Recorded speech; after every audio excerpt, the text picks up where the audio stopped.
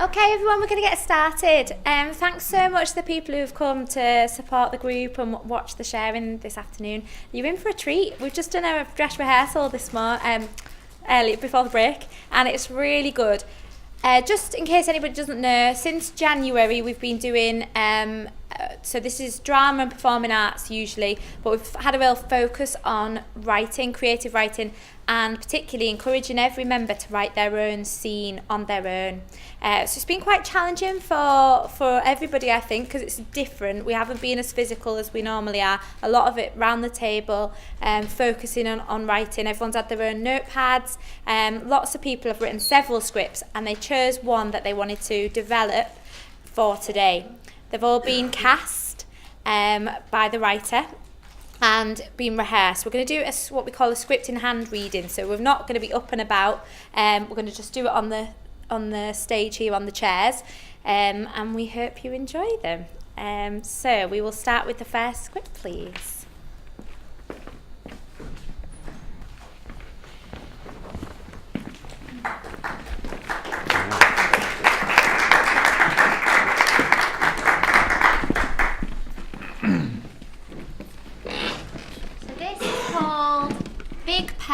And it's written by Matthew. Hey, Jason, look at those. Stop it, Thomas. Jason, no. I said stop it. Wow. Yeah, she has a big pair, right? Yeah, but we're in the library at school. And what if Mr. Peacock sees us? Sees what? Ah! What's that you're looking at? Nothing, sir. Just looking at this book, sir, and look at those! No! Wow, big pear, that's my favourite fruit too. You know that's right. What? Mr. Peacock, I need to. Wow, a big pear. That's it, I'm done. The end. Second scene written by Matthew, and it's called Coaster. Anna sips some tea. Just sipping some tea. That's good. Oi, what are you doing? I've just drank some tea with my very good mug, don't you know that? No, not that. What? Then what? You've put your cuppa on a papier-mâché thing, which I, your husband, was about to put my very hot cup of coffee on. Papier-mâché thing? Do you mean the coaster? It's the only one we've got left. The only one? Don't wake the baby. I'm 36, Mum and Dad. What? I love you. The end. This next scene is called Holiday in Venice, and it was written by Rebecca. There is a loud noise from the train. Amy jumps. Are you alright?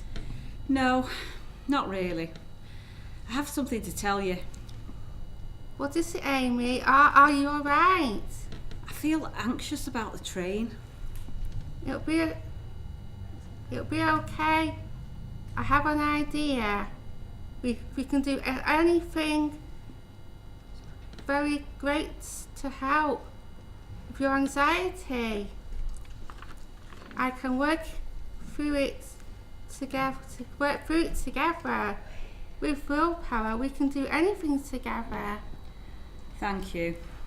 I know you're trying to help, but it's not going to work. I can't express myself.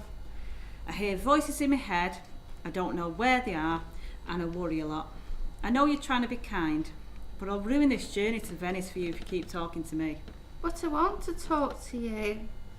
I want you to go to Venice with you. We can still see and the sights, and it'll be alright. Okay. I will try to enjoy the sights with you. Thank you. It'll be okay. I will sort out the money for the holiday. The end. So this next scene is a mystery, and it's been written by Helen. Blackpool Opera House, rows and rows of seats. Very high ceilings adorned with creatures, birds and animals, all brightly coloured. Pillars and arches reach up very high. A big stage with a big red...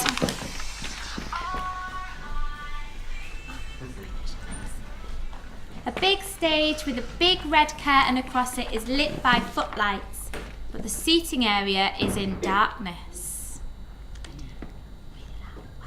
Did you see anything unusual? Did you see anything unusual? I wasn't paying too much attention and it was dark. Take your time and think carefully.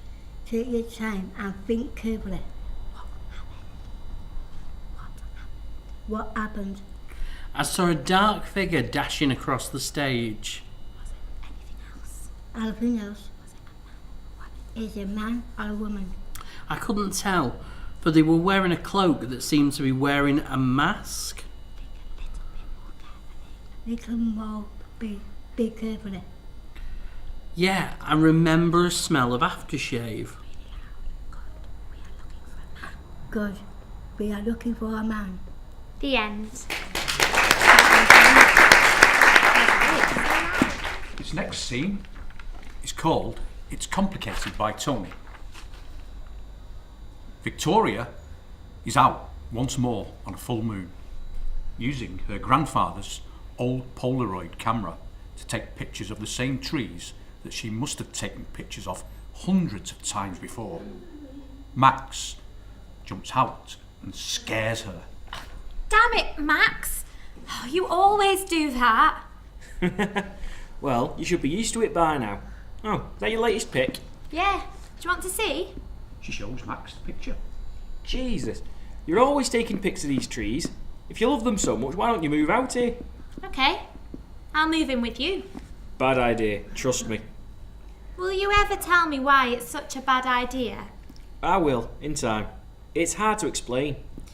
Well, you live alone, so it can't be that hard. Anyway, I've got to go home before my mum notices I'm gone. Just one more pic. She takes a quick pic of Max, then walks away. Hey, no fair. If she only knew how different I was from her, or how I feel. The end. A cat. What's strange about that? By Andy. I own a cat. A black cat. What's strange about that? He's only a cat. Green eyes, 4 paws and a tail. It's only a cat. Sharp fangs, pug nose, mild-mannered, I suppose. What's strange about that? He's only a cat. Long whiskers, stiffen and bristle, twitching and tickle. What's strange about that? He's only a cat. Funny little thing, warm furry thing, snoring and purring, sleeping, never stirring. Lazy yet lovely, tiny little thing. What's strange about that? He's only a cat. Did I say his name? Jasper's his name. What's strange about that? He's only a cat.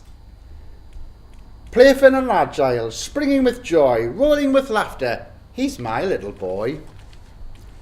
Did I say his name? Jasper's his name. Green eyes, 4 paws, and a wiggly-waggly tail. What's strange about that? You ask. He's only a cat. He's only my cat. The end. The next scene is called New York Adventures, and it's been written by Carol. Scene 1. Madison Square Gardens. We see Charlie and her daughter Frankie. They've been shopping and now are having a meal. I can't understand why the portions of food are so big here. We won't eat it all. And why is the food so expensive? Yes, Mum, you were right. The portions here are huge. No way I can even eat half of this food because the portion is so big. I am so glad I am not paying for the food in here because it is so expensive. Should we go and see a concert tomorrow night? Yeah, I will look online and see what concerts are on at Madison Square Gardens. I can't wait to see a concert there. I'm so excited. That sounds like a plan. Mum, Ariana Grande is on tomorrow night and they have tickets available. Shall I buy us some? Oh, yes, please. That would be lovely. You know how much we both love her. That's it. It's booked. We will be seeing Ariana Grande tomorrow, 7 p.m. start. Well, what do you want to do before we go to the concert? Should we go and get some lunch and maybe buy some Christmas presents? Yes, please, Mum. We can go to Five Guys because I fancy one of their burgers. First of all, on our shopping trip, we must go into Macy's and go to the Tiffany shop and buy Auntie Jenny a lovely bracelet, earring and necklace set. She will love that. She has always said she would love some Tiffany jewellery, but hasn't been to New York herself, and it is so much more expensive to buy back at home. Maybe we could get a new suit for work too. You could do with a new one. He's had the same one for years. It has definitely seen better days. Oh yes, what a wonderful idea, and you are so right about your father's suit. We will buy him an expensive, stylish one. Good plan. Charlie and Frankie exit the restaurant to get a subway back to their hotel. Scene 2. Charlie and Frankie are in their hotel room after the concert. They're in bed. Oh, I have had such a wonderful time in New York. Shame that it'll be over soon. I know, Mum, I'm sad to leave and go home. I've really enjoyed our New York adventures. It's been lovely spending quality mother and daughter time on our own. Yes, it has been wonderful. Just me and you, with no one to interrupt us. Right then, it's time for bed. I have loved our adventures, but I am so tired now. Good night. Good night. Blackout. Scene 3. Charlie and Frankie wake up in their hotel and it's been snowing. Good morning, Frankie. Oh, what a wonderful snowy day it is. It has been snowing overnight, look. Oh, well, yes, wow, I love the snow. Shall we get dressed and go for breakfast? I fancy eggs Benedict. What about you, Mum? I fancy a big, humongous, full breakfast. I am very hungry this morning, so I am confident that I can manage it all. I can't wait for breakfast. I feel very hungry too. Let's get dressed and make the most of our last day in this amazing city. The end. The next scene is called What Happened to the Flowers, and it's written by Laura. A gardener enters through a side gate. She looks around and stands in shock. Where have the flowers gone? I can't believe this. The gardener goes to the house door and knocks. Sam opens the door. He's 32 and is the owner of the house and dad to 2 young sons. Hiya. Have you come for your money? Money? What are you talking about? Have you been outside yet to have a look? Look at what? Are you telling me that you don't know? Look, I'm busy and I'm not in the mood for any of this. All the flowers that I worked hard to grow for years have been cut at the stem. So you tell me what you know about that. They've been cut? What? Who would do that? I am devastated. I love my job. Nothing like this has ever happened before. Well, who has been in the garden? You're the only one with keys. It's not my fault. I love those flowers. What about your kids? But they play in the garden, don't they? Are they in now? Get them out. You need to go and calm down. Some men think about what you've done. Don't blame my sons for this. You're trying to get our attention and you've got it now. And we won't be needing your services anymore. Give me your keys. The gardener passes Sam his keys. He is upset. Sam closes the door. I really love those flowers. The end. Love is like a knife by Tony.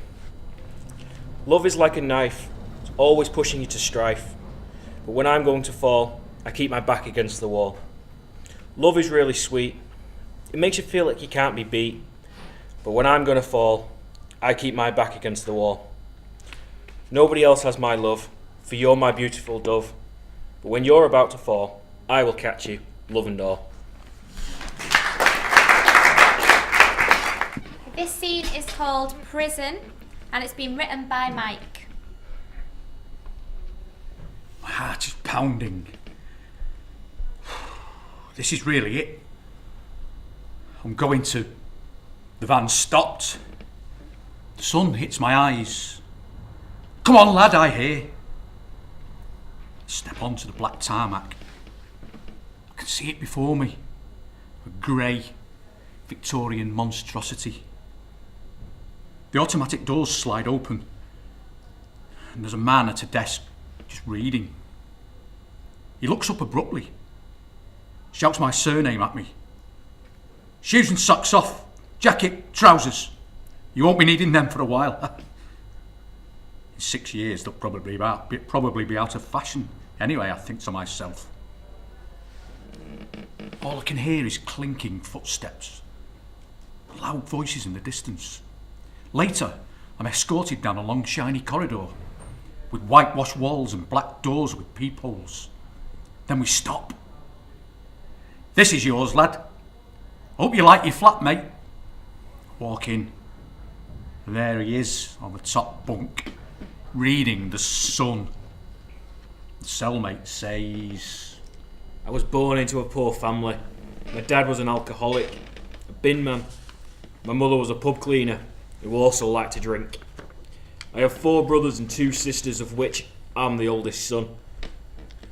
I am now 38, and when I've not been in prison, which ain't very often, I was the main breadwinner for my younger siblings. My mother and father split when I was 18. I've not seen my father since. But I heard a rumour that he has passed away. If that's the case, good riddance, I say. My mother is also in prison. I cannot understand why my life has brought me to where I am now. I've always tried to do the right thing to the people close to me, but I've always made the wrong decisions at the wrong times. Perhaps if I had a father figure, things might have turned out different. But you have to make the most out of the cards you're dealt in this life. First time? Yes. Yeah, I can tell. Is it that obvious? I'm bricking it. How long you got? 6 years. 6 years? That's a stiff one for the first offence. What did you do? Rob a bank?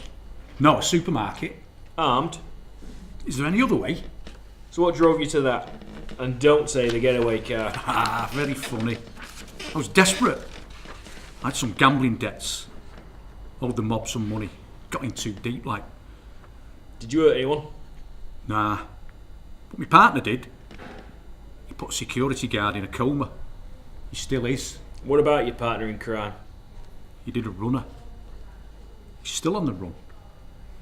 And yeah, he's still a hand. Wow, big league. What about you then? In and out all my life. Career criminal me. Nothing major, just snowballing. The end. This next scene is called The Howling by Dave. A big house, isolated, away from people. There is a knock on the door. Joan appears and answers the door. Michael is stood there. Oh, hello. I didn't expect anyone to be calling at this time of night. I'm sorry. I didn't want to disturb you. The light was on. Is there any vacancies? Just a small room. It's very pokey and cold. It doesn't matter. I've been driving for hours. I just want to sleep. Very well. Follow me.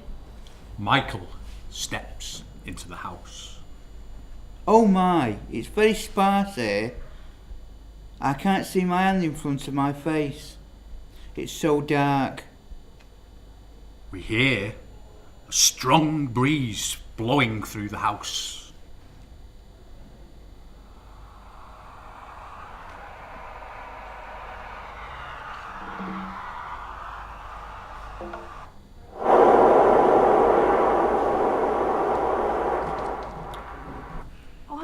sure I closed my window before. Anyway, this is your room. Well, thank you. I might change my mind. I'm so tired. I think it's from all that driving. Michael exits into his room. There is a loud scratching sound.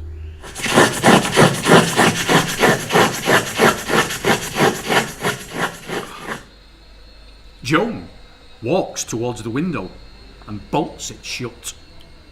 Right, I think I'll turn in myself. There is another loud gust of wind, followed by more scratching.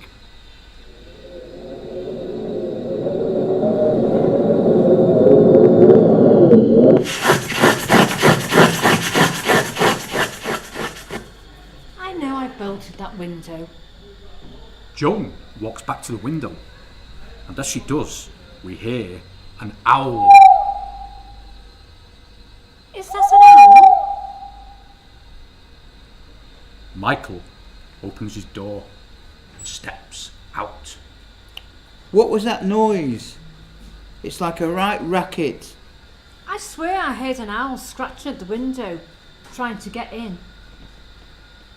I'll check the back door. Joan walks off stage. We hear a loud rush of wind, smashing glass, and the owl shrieking.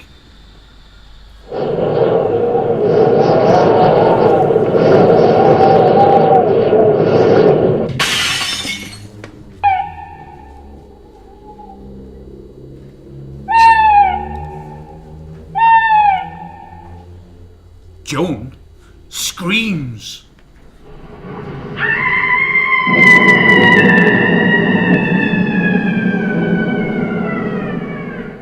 Michael walks quickly to the front door. Well, I think that's that now. The end. The scene is Cheese Before Bedtime. Are you mad? And it's been written by Andy. Scene 1. Andrew and a black thin cat with long whiskers and pointy ears. He has a wide grin and long curved tail. He speaks with a soft, low voice, sitting on a cloud high up in the sky, slowly moving along on a gentle, slightly chilly breeze. Perfectly blue sky all around, faint stars shining in the background, sun rays bathing them. Not a sound can be heard. Where are we? Andrew, what a silly question.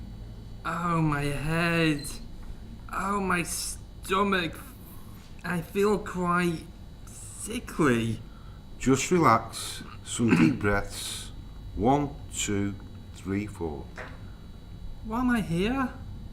You're here because, well, you want to be here. It is rather pleasant. Quite comfy, this cloud. But what are you doing? I mean, who are you? Still persisting with those silly questions. I am Cat. You imagined me, and now I'm here. So, none of this is real? Can you feel the breeze in your hair, the sun in your face? See the stars shining bright? Well, yes, but you said imagined? Listen, just rest and enjoy the time away from all the hustle and bustle down there. I'm a little afraid of heights. You brought us here, silly boy. I quite like it. Peaceful and beautiful, don't you think? If you say so. I'm not sure I want to be here anymore. That's easy. Just close your eyes and go somewhere else. Will you be there? I might be. I may not be. All depends if you eat cheese before bedtime. The end.